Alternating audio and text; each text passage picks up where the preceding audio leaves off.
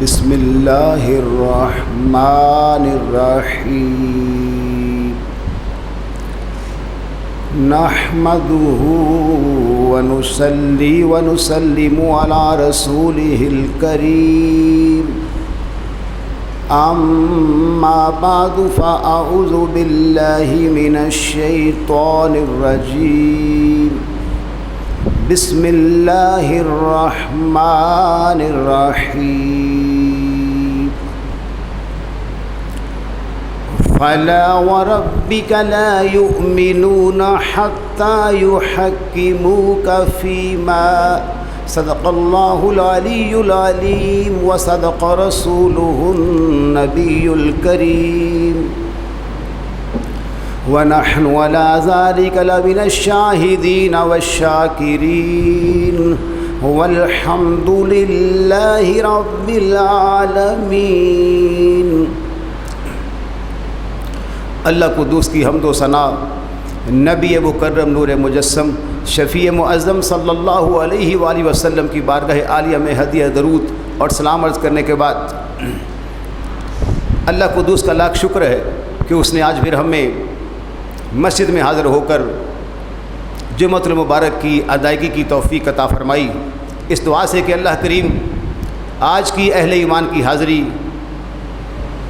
اپنی بلند اور بالا بارگاہ میں قبول فرما کر ہمیں اپنی خوشنودی اور رضا عطا فرمائے۔ سامعین مکرم، آج کی ہماری گفتگو کا عنوان ہے اختیارات مصطفیٰ صلی اللہ علیہ وآلہ وسلم کہ اللہ کریم نے نبی مکرم نور مجسم شفیع معظم صلی اللہ علیہ وآلہ وسلم کو جو اختیارات عطا فرمائے ہیں ان میں سے ہم آج کچھ کا ذکر کریں گے۔ جو آیت پاک تلاوت کی گئی ہے فلا وربک لا یؤمنون حتی یحکموک فیما، اللہ کریم نے اس آیت مبارکہ کے اندر نبی کریم علیہ السلام سے فرمایا کہ اے محبوب، تمہیں تمہارے رب کی قسم ہے کہ تب تک یہ لوگ صاحب ایمان نہیں ہو سکتے جب تک اپنے معاملات میں آپ کو حاکم تسلیم نہ کر لیں۔ یعنی یہ بھی ایک شرط ہے کہ نبی مکرم علیہ السلام کو حاکم تسلیم کیا جائے۔ اب ہم بخاری شریف سے کچھ احادیث مبارکہ پیش کر رہے ہیں جس میں نبی مکرم علیہ السلام کے اختیارات کا ذکر ہے۔ ایک حدیث ہے ان ابی سعید الخدری رضی اللہ عنہ قال خطب النبی صلی اللہ علیہ وآلہ وسلم، ابو سعید خدری کہتے ہیں کہ نبی کریم علیہ السلام نے خطاب فرمایا فقال ان اللہ خیر عبدا بین الدنیا و بین ما عند اللہ فاختار ما عند اللہ۔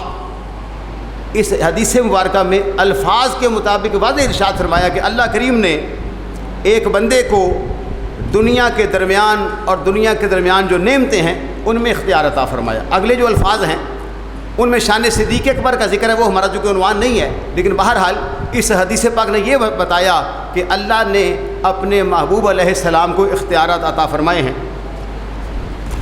ایک دوسری حدیث مبارکہ حضرت ابن عباس کہتے ہیں کہ ایک رات عشاء کی نماز اتنی لیٹ ہو گئی کہ صحابہ کو نیند آ گئی۔ سونے کے بعد پھر بیدار ہوئے، پھر ان کو نیند آ گئی، پھر بیدار ہوئے، کس وجہ سے انتظار کر رہے تھے کہ نبی مکرم علیہ السلام تشریف لائیں مسجد میں اور آ کر جماعت کروائیں۔ تو نبی مکرم علیہ السلام کسی وجہ سے وہ صرف دیر سے تشریف لائے، اور جب آئے تو ابن عباس کہتے ہیں فخرج نبی اللہ کا انی انظر الیہ الان یقطر راسہ ماء وادیا یدہ علی راسہ۔ نبی مکرم علیہ السلام جب تشریف لائے تو آپ کے سر مبارک سے پانی کے قطرے بہہ رہے تھے، اور آپ نے اپنا دستے مبارک سر کے اوپر رکھا ہوا تھا، اور وہاں پر اپنی شان مختار کل کا اظہار ان الفاظ سے فرمایا فقال لولا ان اشق علی امتی لامرتهم ان یصلوها هكذا۔ فرمایا اگر مجھے یہ بات محسوس نہ ہو کہ میری امت پر گرا گزرے، یعنی میں اب جس وقت انتہائی لیٹ اور انتہائی دیر سے نماز عشاء پڑھانے کے لیے تشریف لایا ہوں، اگر مجھے امت پر گرا نہ گزرے، نماز عشاء کو اتنا لیٹ پڑھاؤں گا اور یہی حکم فرما دوں گا تو میری امت کے لیے مشکلات ہوں گی۔ یعنی ابتدائی وقت میں عشاء پڑھ کے سو جانا ذرا آسان ہے، اور اگر رات کے پچھلے پہر میں یا جب تہجد پڑھی جاتی ہے اس وقت اگر عشاء کا حکم ہوتا تو پھر بندہ سوتا کس وقت اور جاگتا کس وقت؟ تو فرمایا لولا ان اشق علی امتی، اگر اس بات کا خیال نہ آتا کہ میری امت پر یہ گراں گزرے گا، لا امرتہم ان یصلوها ہاکذا، تو میں اس وقت پر جس وقت آج آیا ہوں اس وقت پر نماز عشاء جو ہے وہ پڑھنا لازم قرار دیتا ہے۔ تو اس حدیث پاک نے بتایا کہ اللہ کے حبیب علیہ السلام نے ہمارے آقا علیہ السلام کو شریعت مطہرہ جو کہ قانون خداوندی ہے اس میں بھی ایسے اختیار عطا فرمائے ہیں کہ آپ اگر نماز کے وقت میں ترمیم کرنا چاہیں تو اللہ کریم آپ کو یہ شان بھی عطا فرما چکا ہے۔ اور یہ چونکہ ماہ رمضان ہے اور ماہ رمضان کا آج آخری جمعہ ہے، اسے جمعۃ الوداع کہا جاتا ہے، یہ حدیث مبارکہ بتا رہی ہے کہ رمضان کے روزے جو فرض ہیں اس روزے کے اندر بھی نبی مکرم علیہ السلام کو اللہ کریم نے کامل اختیار عطا فرمایا۔ مثال کے طور پر آج کوئی بندہ روزہ توڑے تو کوئی دنیا کا پیر فقیر، وقت کا کوئی غوث، کوئی قطب اسے یہ نہیں کہہ سکتا کہ کوئی بات نہیں، وہ شریعت مطہرہ جو نبی مکرم علیہ السلام نے امت کو عطا فرمائی ہے، قیامت تک آنے والا ہر چھوٹا اور بڑا مسلمان جس مرضی مقام پر فائز ہو جائے وہ اسی شریعت مطہرہ کا پابند ہے۔ حدیث کے الفاظ ہیں، جناب ابو ہریرہ کہتے ہیں کہ نبی مکرم علیہ السلام کی خدمت میں ہم حاضر تھے، اذ جاءہ رجل، اس حال میں کہ اچانک ایک آدمی آ گیا، صحابہ بیٹھے ہوئے تھے، ایک صاحب آ گئے اسی محفل کے اندر، فقال یا رسول اللہ، اے اللہ کے رسول، ہلکت، میں ہلاک ہو گیا۔ اب چونکہ عربی انداز تھا عرب کا، نبی کریم علیہ السلام کی زبان مبارک بھی عربی، صحابہ کا انداز بھی عربی، تو اس نے عربی میں کہا یا رسول اللہ ہلکت، اے اللہ کے رسول میں مارا گیا، میں برباد ہو گیا، میں ہلاک ہو گیا۔ قال ما لک، میرے کریم نبی نے فرمایا کیا ہو گیا؟ تو ساری محفل میں آ کے کہہ رہا ہے کہ میں ہلاک ہو گیا ہوں، تیری ہلاکت کا سبب کیا ہے؟ قال، تو اس نے کہا وقعت علی امراتی وانا صائم، ہلاک اس لیے ہوا ہوں کہ روزہ رکھا ہوا تھا، اور شریعت مطہرہ کہتی ہے کہ سحر سے افطار تک نہ کچھ کھانا ہے، نہ کچھ پینا ہے، نہ وظیفہ زوجیت ادا کرنا ہے، تو میں نے روزہ رکھا ہوا تھا اس حال میں کہ میں نے اپنی بیوی کا قرب حاصل کر لیا، قرب تام، یعنی انٹرکورس کر چکا ہوں، وظیفہ زوجیت کر چکا ہوں۔ اب نبی مکرم علیہ السلام نے پھر شریعت کو بیان فرمایا۔ یہ وہ لوگ جو آج شریعت کے تارک ہیں ان کو سوچنا چاہیے کہ شریعت مطہرہ کتنی اہمیت کی حامل ہے۔ فقال رسول اللہ صلی اللہ علیہ وآلہ وسلم، میرے نبی کرم علیہ السلام نے ارشاد فرمایا، هل تجد رقبۃ تعتقها، کیا تو کوئی غلام آزاد کرنے کی طاقت رکھتا ہے؟ روزہ جو توڑا ہے تو اب اس کا کفارہ ادا کرو۔ فقال لا، کہا نہیں اللہ کے رسول اس کی طاقت نہیں رکھتا۔ دوسرا مسئلہ میرے آقا علیہ السلام نے فرمایا، قال فهل تستطيع ان تصوم شهرين متتابعين، فرمایا کیا تو 2 ماہ کے مسلسل 60 روزے رکھ سکتا ہے کفارے کی صورت میں؟ قال لا، پھر اس سائل نے کہا اس کی بھی طاقت نہیں رکھتا۔ اب اندازہ لگائیے کہ اس سائل کو، اس سوالی کو نبی مکرم علیہ السلام کے دریائے رحمت پر اور آپ کی شان کریمی پر مان کتنا ہے، ادب اپنی جگہ پر، احترام اپنی جگہ پر، لیکن سچائی اپنی جگہ پر۔ کہا نہ تو اس بات کی طاقت رکھتا ہوں کہ میں غلام آزاد کروں کیونکہ یہ مالداروں کا کام ہے، اور 60 روزے مسلسل نہیں رکھ سکتا، یہ ایک روزہ جو فرض تھا وہ میں یہ معاملہ کر چکا ہوں۔ پھر شریعت مطہرہ کی کفارہ کی تیسری صورت نبی مکرم علیہ السلام نے فرمائی، فقال فهل تجد اطعام 60 مسکینا، فرمایا کیا تو 60 مساکین کو کھانا کھلا کے اس کا کفارہ ادا کر سکتا ہے؟ قال اللہ، کہتا یہ بھی نہیں کر سکتا۔ اللہ اکبر، نہ غلام آزاد کر سکتا ہوں، نہ 60 روزے مسلسل رکھ سکتا ہوں، نہ 60 مساکین کو کھانا کھلا سکتا ہوں۔ قال فما کت النبی علیہ السلام فبین نحن علی ذلک اتی النبی بارکی فیہا تمر، اسی دوران کوئی صاحب کھجوروں کا ٹوکرا لے کر نبی مکرم علیہ السلام کی بارگاہ میں حاضر ہو گئے۔ اب شریعت نے کہا تھا کہ روزہ توڑا ہے فرض، یا تو غلام آزاد کرو، دوسری صورت یہ ہے یا تو پھر 60 روزے مسلسل رکھو، یا پھر 60 مساکین کو کھانا کھلاؤ۔ اس سائل نے کہا میں تینوں کاموں میں سے کسی ایک کام پہ بھی قدرت نہیں رکھتا۔ اب اگر نبی مکرم علیہ السلام کے پاس اختیار نہ ہوتا تو آپ فرما دیتے بھی اب تو چوتھی صورت ہی کوئی نہیں ہے، میں نے شریعت بتا دی ہے، شریعت مطہرہ بیان کرنا میرا کام ہے، میں اللہ کا رسول اور اللہ کا نبی ہوں، اگرچہ بڑی شان و شوکت والا ہوں لیکن میں اختیار نہیں رکھتا، میں کر کچھ نہیں سکتا۔ نہیں، نبی مکرم علیہ السلام نے یہ نہیں فرمایا، بلکہ جب کھجوروں کا ٹوکرا لے کر ایک صاحب آئے، قال این السائل، فوراً میرے آقا علیہ السلام نے فرمایا این السائل، وہ سوالی کدھر ہے جو ہماری بارگاہ میں جرم کا اعتراف کر کے یہ کہہ رہا تھا نہ غلام آزاد کر سکتا ہوں، نہ 60 مسلسل روزے رکھ سکتا ہوں، نہ 60 مساکین کو کھانا کھلا سکتا ہوں۔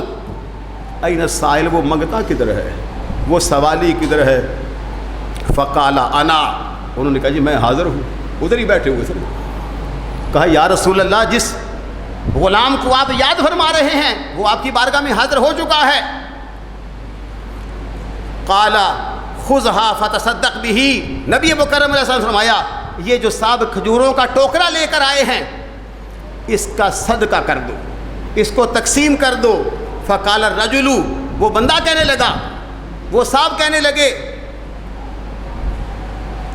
اعلی افقر منی یا رسول اللہ فواللہ ما بین لابتیہ یرید الحرتین، فرمایا یہ جو مدینہ کے ٹیلے ہیں ان کے درمیان مجھ سے بڑھ کر فقیر کوئی نہیں، مجھ سے بڑھ کر یعنی غریب کوئی نہیں۔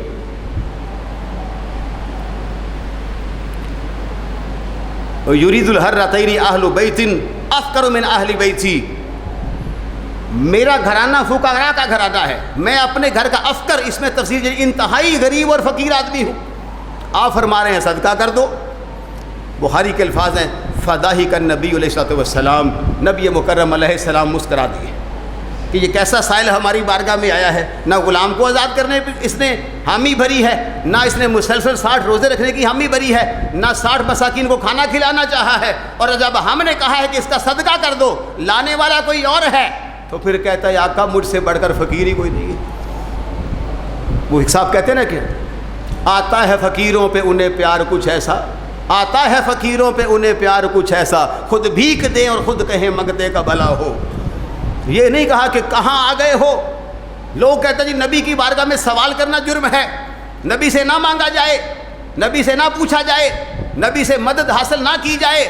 صحابی وہی کھڑے ہیں اور میرے کریم نبی علیہ السلام اس کی اس اداؤں پر تبسم فرما رہے ہیں، مسکرا رہے ہیں، جلال نہیں فرما رہے، کیونکہ میرے آقا علیہ السلام یہ بتانا چاہتے تھے کہ رب کریم نے مجھے پورے کائنات کے اختیار عطا فرما دیے۔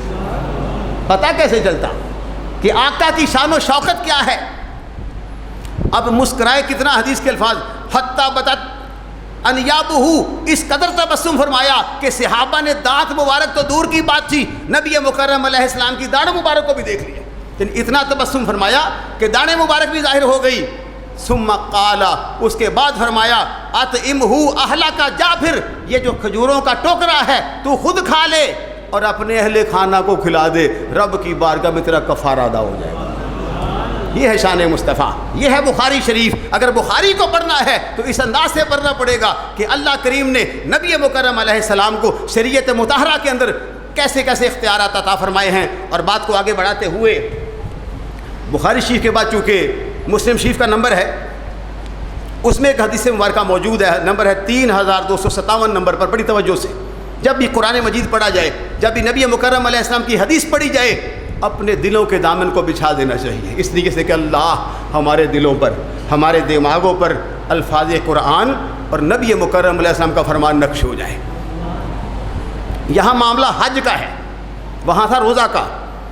ان ابی ہریرہ رضی اللہ عنہ قال، ابو ہریرہ کہتے ہیں کیا خطبنا رسول اللہ فقال ایھا الناس قد فرض اللہ علیکم الحج، نبی کریم علیہ السلام خطاب فرما رہے تھے، میرے آقا علیہ السلام خطاب کر رہے تھے، تقریر فرما رہے تھے، اور کیا فرما رہے تھے؟ اے لوگو قد فرض اللہ علیکم الحج، اللہ کریم نے تمہارے اوپر حج کو فرض کر دیا ہے۔ اللہ اکبر۔ رب کلام کرتا ہے انبیاء کے ساتھ، انبیاء کلام کرتے ہیں اپنی امت کے ساتھ، اب ساتھ ہی فرما دیا فحجو، حج فرض ہو چکا ہے، اب حج کیا کرو۔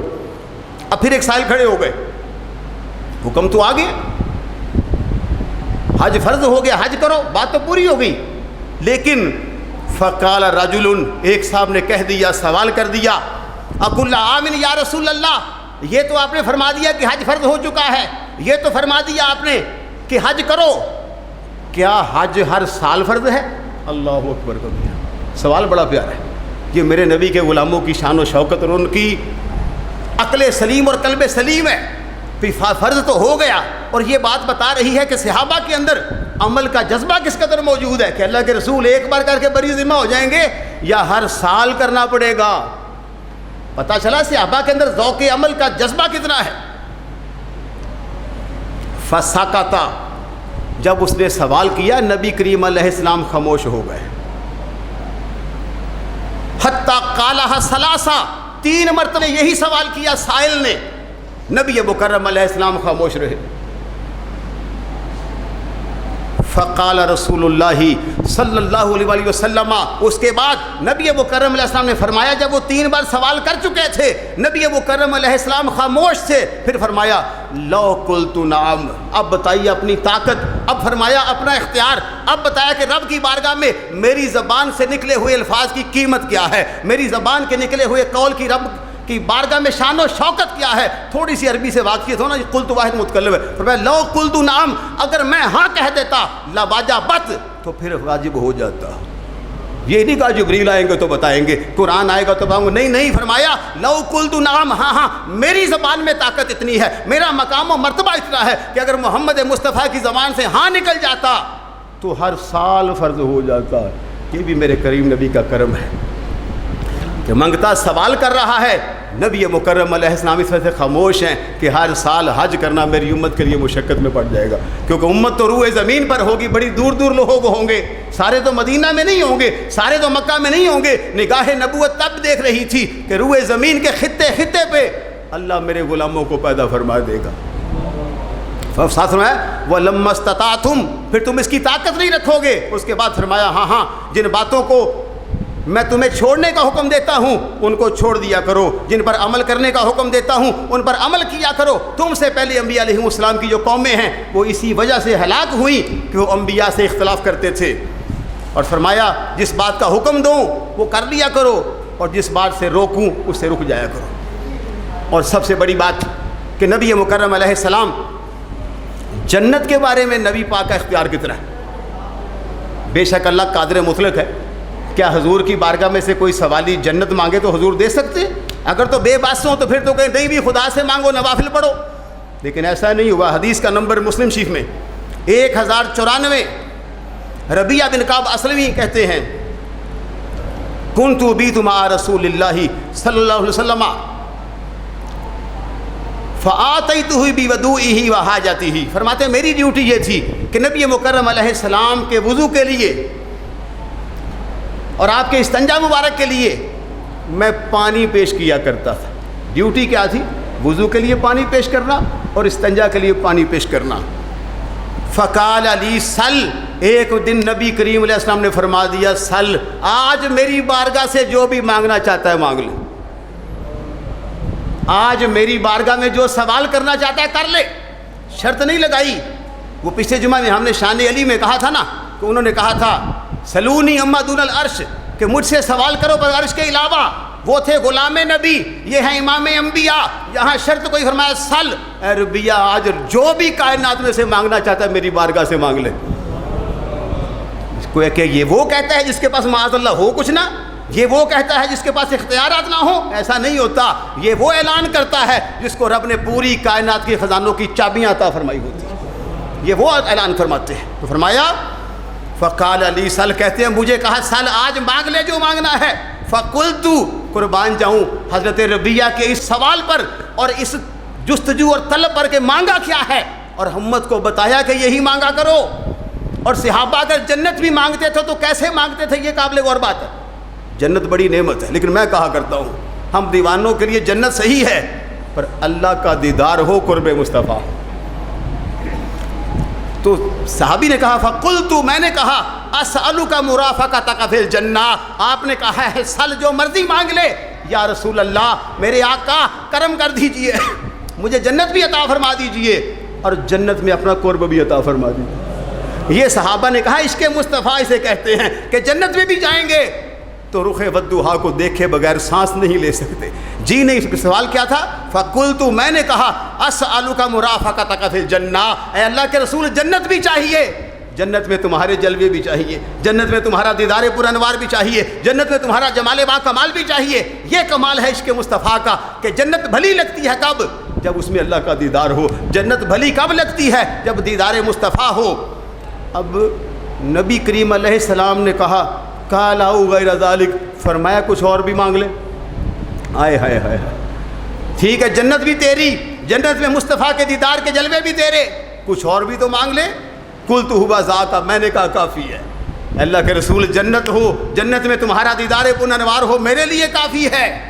قال، نبی مکرم نے اصلاً فرمایا فَإِنِّي عَلَىٰ نَفْسِكَ بِكَثْرَةِ السُّجُودِ، فرمایا پھر کثرت سے سجدے کرنا تاکہ لوگوں کو پتہ چلے کہ جو جنتی ہوتے ہیں وہ رب کی بارگاہ میں کبھی قیام کرتے ہیں، کبھی رکوع کرتے ہیں، کبھی سجدے کرتے ہیں۔ تو اس لیے ایک حدیث مبارکہ جو مشکاۃ شریف میں 5835 نمبر پر موجود ہے، موضوع ہمارا کافی طویل ہے، وقت نہیں، آخری بات ہے۔ حدیث کے الفاظ قال رسول اللہ صلی اللہ علیہ وآلہ وسلم یا عائشہ تو، سارے کہے رضی اللہ تعالی عنہا۔ الحمدللہ نبی مکرم علیہ السلام نے ام المومنین جو اہل ایمان کی ماں ہیں ان کو خطاب کرتے فرمایا، یہاں تو لوگ کہتے ہیں یا رسول اللہ بھی نہ کہو، یا علی بھی نہ کہو، یا غوث بھی نہ کہو۔ میں نے کہا حدیث کیسے پڑھوں گا میں جب تک یا عائشہ نہیں کہوں گا؟ میں کوئی ایسا اللہ معاف کرے کوئی چور نہیں ہوں علم دین کا کہ میں لفظ یا کو چھوڑ جاؤں، اللہ مجھے ایسی منافقت سے بچائے۔ حدیث میں ہے قال رسول اللہ یا عائشہ تو، میرے نبی نے کہا اے عائشہ، میرے کریم نبی نے فرمایا اے عائشہ لو شئت لصارت معی جبال الذهب، فرمایا مجھے رب نے یہ طاقت عطا فرمائی ہے، مجھے رب نے یہ شان و شوکت عطا فرمائی ہے کہ کیا لو شئت، اگر میں یہی چاہوں، اگر میں یہ ارادہ کروں، سارت معی تو میرے ساتھ چلیں، جبال الذهب یہ سارے پہاڑ، بس ایک اشارے کی بات۔ اس لیے نبی مکرم علیہ السلام کی شان کو بلکہ شانوں کو اور آپ کے مقام و مرتبے کو بلکہ آپ کے مقامات کو اور آپ کے مراتب اور مدارج کو اگر دل کے اندر ویسے جگہ نہ دی جائے جیسے صدیق اکبر نے دی ہے، جیسے عمر پاک نے دی ہے، جیسے عثمان و علی نے دی ہے، جیسے حسنین کریمین نے دی ہے، تو مجھے کہنے کی اجازت دیجئے کہ مسلمان کو کبھی معراج نصیب نہیں ہو سکتی۔ معراج اسی صورت میں نصیب ہوگی جب عشق صدیق اور عشق علی سینے میں آ جائے گا۔ اقبال نے کہا نا کہ تڑپنے پھڑکنے کی توفیق دے، دل مرتضیٰ سوز صدیق دے۔ اللہ قدوس ہمیں اصحاب و اہل بیت اطہار والے عقیدے پہ مرنا اور جینا نصیب فرمائے۔ وآخر دعوایا الحمدللہ رب العالمین۔